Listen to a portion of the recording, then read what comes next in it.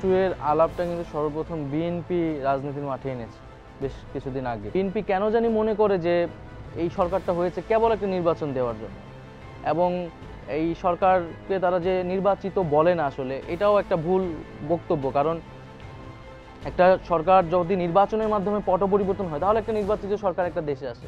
তো সরকার নির্বাচনের মাধ্যমে পট পরিবর্তন, ক্ষমতার পট পরিবর্তন হয় না, হয়েছে গণঅভ্যুত্থানের মাধ্যমে। ফলে গণঅভ্যুত্থানের সমর্থনে একটা সরকার আসছে একটা ইন্টেরিয়াম সময়ের জন্য, যেই সময়ে তারা বিচার, সংস্কার এবং নির্বাচন করবে। সরকার নিরপেক্ষতার সাথে দায়িত্ব পালন করবে। এই সরকার গণতন্ত্রকে শক্তিশালী করার জন্য সকল পদক্ষেপ গ্রহণ করবে।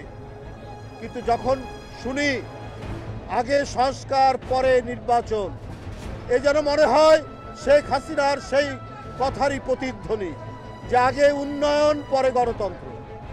এইটা তো অন্তর্বর্তীকালীন সরকার। এ ধরনের বক্তব্য অন্তর্বর্তী সরকারের কোনো উপদেশের কাছ থেকে শোভা পায় না।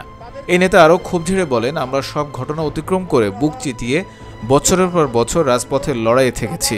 কোনটাকে সমর্থন করতে হবে আর কোনটাকে নয়, আর কোন বিষয়ে কথা বলতে হবে, এটা